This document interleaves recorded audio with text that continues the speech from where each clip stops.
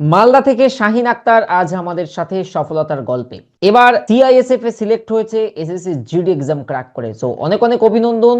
শাহিন, কেমন লাগছে নিজেকে ফাইনালি সিআইএসএফ পোস্টে দেখতে পাচ্ছ? তোমার 110 নাম্বার রয়েছে। স্যার আমাকে ও, মানে অনেক অনেক মানে ভাষা নাই স্যার, কতটা ভালো লাগছে বলে প্রকাশ করতে পারবো না, অনেক বুঝতে ভালো লাগছে পারছি। স্যার। তোমার এই কম্পিটিটিভের জার্নি শুরু কবে থেকে? স্যার এই জার্নি বলতে স্টার্ট ওই 2021 সাল থেকে প্রায়। তো অনেকটা দিন লেগে গেল।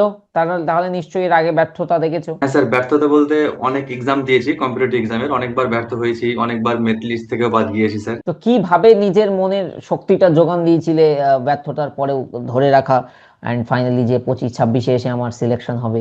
স্যার ওই লকডাউনের টাইমে অনেক মানে বুঝতে পারতাম না কি করব না করব, সব সময় মোবাইল, ফেসবুক, ইনস্টা, মানে সারাদিন এইভাবে অনলাইনেই কাটাতাম। তারপর একদিন হঠাৎ করে নিজের মানে মনের মধ্যে জাগলো যে আমি কিছু একটা করব, নিজের পায়ে দাঁড়াতে হবে।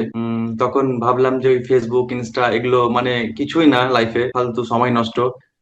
ওই আমার মানে তারপর ফেসবুক, ইনস্টা পুরোটাই আমি আনইনস্টল করে দিয়েছি ওই 2021 সাল লকডাউনের পর থেকেই প্রায়। দিয়ে কোথায় পড়বো না পড়বো আমি বুঝতেও পারতাম না। একটা দাদাকে বললাম যে কোথায় পড়বো, তো বললো একটা ইউটিউব চ্যানেল ফলো করতে পারিস, দ্য ওয়ে অফ সলিউশন, আলামিন স্যারের। হুম। বেশ, ওটাই ভালো হবে। যে ওখান থেকেই আমার জার্নিটা প্রথমে, ওখান থেকে শুরু আমার কম্পিটিটিভ এক্সামের। তারপর আস্তে আস্তে 2020 সালে যেটা ডাব্লিউবিপি, ওটাতে আমি মেরিট লিস্ট থেকে বাদ গিয়েছিলাম স্যার 1.25 এর জন্য। তারপরে এসএসসি জিডি 2021 সালে, ওটা তো ফাইনাল মেরিট লিস্টে বাদ গিয়েছিলাম। 2023 সালে ওই কলকাতা পুলিশ, ওটা তো আমি ফাইনাল মেরিট লিস্টে বাদ গিয়েছি স্যার। এভাবে বেশ কয়েকটা এক্সামে আমি ফাইনাল মেরিট লিস্টে বাদ গিয়েছি। তারপর আপনার স্যার এই জিকে এক্সপ্রেস প্রচন্ড পরিমাণে হেল্পফুল স্যার, যেটা মানে অতুলনীয় বলা যাবে না। তারপরে ওই ফিরোজ স্যারের প্রথম প্রথম ম্যাথ ক্লাস করতাম, ওই ফিরোজ স্যারের কাছ থেকেই প্রথমে ম্যাথ শেখা। তারপরে ফিরোজ স্যারের ওই রিজনিং ক্লাস, তারপরে পরবর্তীতে আরো আপনি নতুন স্যার অ্যাড করালেন, মনোজ স্যারের ম্যাথ আর অর্পিতা ম্যামের রিজনিং, মানে স্যার এক কথায় কি বলবো, মানে অসাধারণ এক কথায় মনোজ স্যারের ম্যাথ। খুব খুব খুব হেল্প করেছে আমাকে মনোজ স্যারের ম্যাথের রিজনিং ক্লাস। যাক, খুব খুশি হলো, এবং সমস্ত টিচারদের কন্ট্রিবিউশন, তোমারও হেল্প লেগেছে, এন্ড তুমি আজ সফলতার শীর্ষে। আমাকে একটা কথা বলো, এই জায়গায় যে এতগুলো ব্যর্থতার পরেও তুমি আবার কি মনোবল, মনে কি ভাবতে এবং আবারও কামব্যাক করতে? মানে আমরা আমাদের বেশ কয়েকজন বন্ধু ছিলাম, আমরা 4 জন ছিলাম। ওই 2020 সালের ওই ডাব্লিউবিতে একজন সিলেক্ট হয়েছে। গতবার একটা বন্ধু আমার সিআরপিএফ এ সিলেক্ট হয়েছে।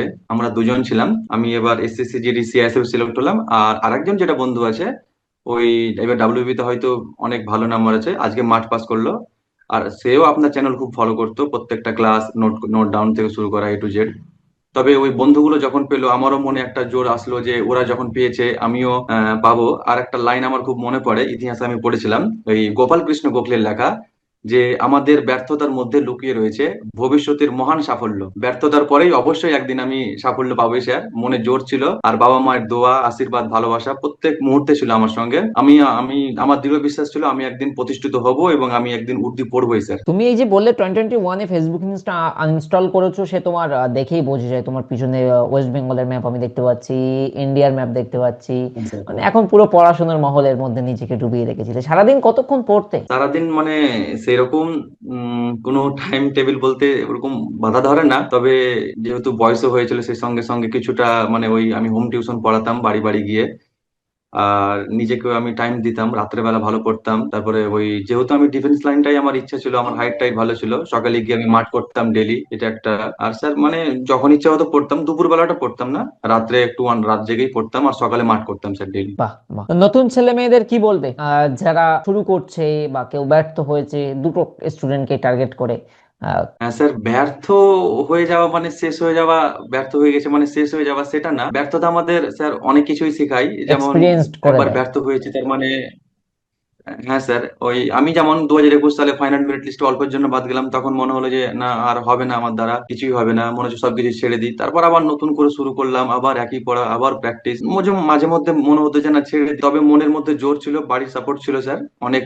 হাল ছাড়তে হবে না, শেষ পর্যন্ত জয় হবেই স্যার, লেগে থাকলে। অ্যাবসলিউট। অ্যান্ড খুব ভালো করো, ডিউটি করো, সার্ভিস খুব ভালো করে মন দিয়ে করবে, দেশ দশের সেবা করো। অ্যান্ড হ্যাঁ স্যার। অবভিয়াস তুমি দেখবে সিলেক্ট হয়েছো বলে তোমার গ্রামে চারিপাশে সবাই তোমাকে জানতে চাইবে কোথায় পড়েছিলি, কিভাবে পড়েছিলি। তোমার যদি সত্যিই মনে হয় TWS এর কথা রিকমেন্ড করার মতো, তো অবশ্যই রিকমেন্ড করো, এতে খুশি হব। হ্যাঁ স্যার, হ্যাঁ স্যার, অবশ্যই বলবো। আর আমার মন বলছে ওয়েস্ট বেঙ্গলে যারাই ওই কম্পিটিটিভ লাইনের জন্য পড়ে, ইউটিউব চ্যানেল মানে আপনাকে ফলো বেশিরভাগটাই করে স্যার, এটা আমার দৃঢ় বিশ্বাস স্যার। আপনাদের অবদান চাকরি জীবনে মানে যতদিন বেঁচে থাকবো স্যার, কোনোদিনই ভুলবো না স্যার, যে একদম, আপনি ধন্যবাদ, খুশি হলাম। আমাদের জন্য এতটুকু করতে পারেন। অনেক বড় কথা বললে। আসলে চাকরি পেয়ে যাওয়ার পরে অনেকে মনে রাখে না, যেটা খুব দুঃখ পাই মাঝে মধ্যে।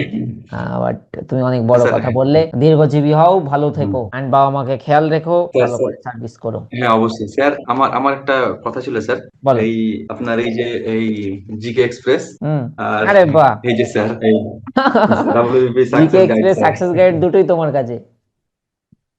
হ্যাঁ স্যার, অবশ্যই স্যার।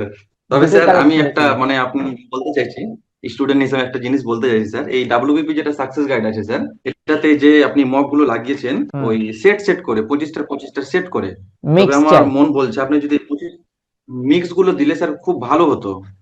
এর পরের এডিশনে মানে এই 26-এ যে বইটা আসবে, এটাতে কি করেছি, 20টা হ্যাঁ স্যার। সেট দিয়েছি, বাট 20টা আলাদা আলাদা।